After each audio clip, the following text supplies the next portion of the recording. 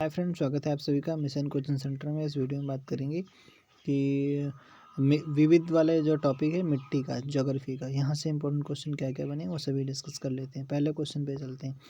पहला क्वेश्चन दिया गया, कह रहा है कि इधर आप बताइए कि इधर मिट्टी, इधर राज्य दिए गए। तो इधर चलते हैं ये सीधे।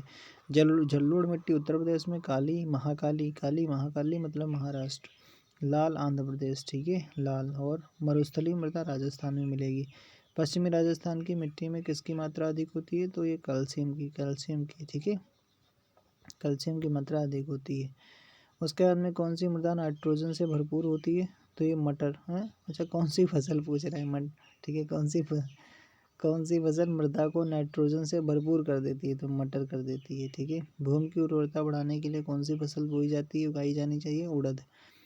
भारत के कुछ भागों में यात्रा करते हुए आप देखेंगे कहीं कहीं पे लाल मिट्टी पाई जाती है। मिट्टी के इस रंग का लाल प्रमुख होने का कारण क्या है? फेरिक ऑक्साइड की अधिकता।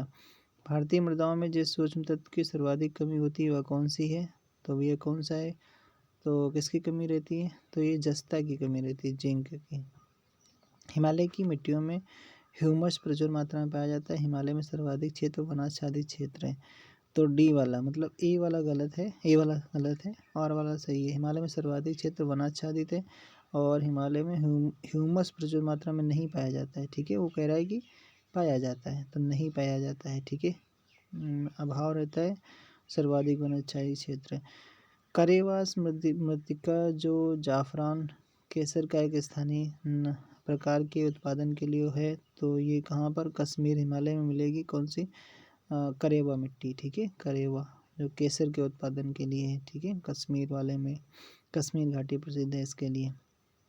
पौधों को सबसे अधिक पानी किस मिट्टी में मिलता है? चिकनी मिट्टी में। किसका कण का व्यास 0.002 mm से कम होता है? कौन सा भी है, किसका होता है? तो मृत्तिका का होता है। किसका? मृत्तिका का होता है।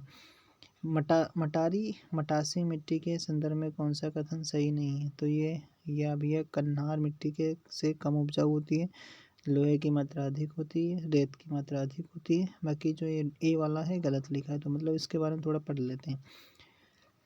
मटासी मिट्टी को लाल पीली मृदा भी कहा जाता है। यह मिट्टी छत्तीसगढ़ के भाग में छत्तीसगढ़ पीसीएस का है, ठीक है, अधिकांश भाग में फैली हुई है। इस प्रकार की मृदा छत्तीसगढ़ के लगभग आधे क्षेत्र में फैली हुई है। अधिक ऊंचाई पर और अधिक जल निकासी वाले स्थानों पर पाई जाती है। इस मृदा में आयरन ऑक्साइड सबसे प्रचुर तत्व है। फेरस ऑक्साइड की उपस्थिति इसे लाल रंग, जबकि फेरिक ऑक्साइड इसे पीला रंग देता है। धान के लिए उपयोगी माना जाता है, ठीक है। चलो अगला देखते हैं, अम्लीय और क्षारीय मृदा के बारे में डिस्कस कर लेते हैं, इसी वीडियो में कर लेते हैं, ठीक है। तो पहला क्वेश्चन क्या कह रहा है भैया? पहला क्वेश्चन आपसे कह रहा है कि ऊसर मिट्टी के संदर्भ में बताइए। तो चूने का प्रयोग इसे सुधारा जा सकता है? नहीं भाई, ठीक है। इस मिट्टी का पीएच वाल 7 से अधिक होता है। फिर इस मिट्टी में धान की फसल उगाई जा सकती है। दो और 3 वाला सही है, बाकी नहीं, ठीक है। क्यों भैया? कह रहा है कि ऊसर मिट्टी का पीएच 7 से अधिक होता है। इस मिट्टी में जीवाश्म नाइट्रोजन और जिंक की भारी कमी होती है। इसके उपचार के लिए पायराइट्स, जिप्सम, ढैंचा की हरी खाद का उपयोग किया जाता है। इस प्रकार ऊसर सहनशील धान की प्रजाति जैसे नरेंद्र है, शंकर धान 1 और ऊसर धान 1, ऊसर धान 2 उगाया जाता है। चूने का प्रयोग ऊसर मिट्टी के उपचार की जगह अम्लीय मिट्टी के उपचार में होता है। सामान्य फसलें उगाने के लिए उर्वर भूमि का पीएच मान कितने होने की संभावना 6 से 7 होनी चाहिए, 6 से 7 होनी चाहिए। तेजाबी मिट्टी को कृषि योग्य बनाने के लिए किसका उपयोग किया जाता है? लाइम का। तेजाबी लाइम, ऐसे नहीं, तेजाब लाइम। मिट्टी में खारापन तथा क्षारीयता की समस्या का समाधान क्या होना चाहिए? तो खेतों में जिप्सम का प्रयोग होना चाहिए, जिप्सम का। किसका उपयोग मिट्टी की लवणता एवं क्षारीयता की समस्या का? तो ये होता है जिप्सम का।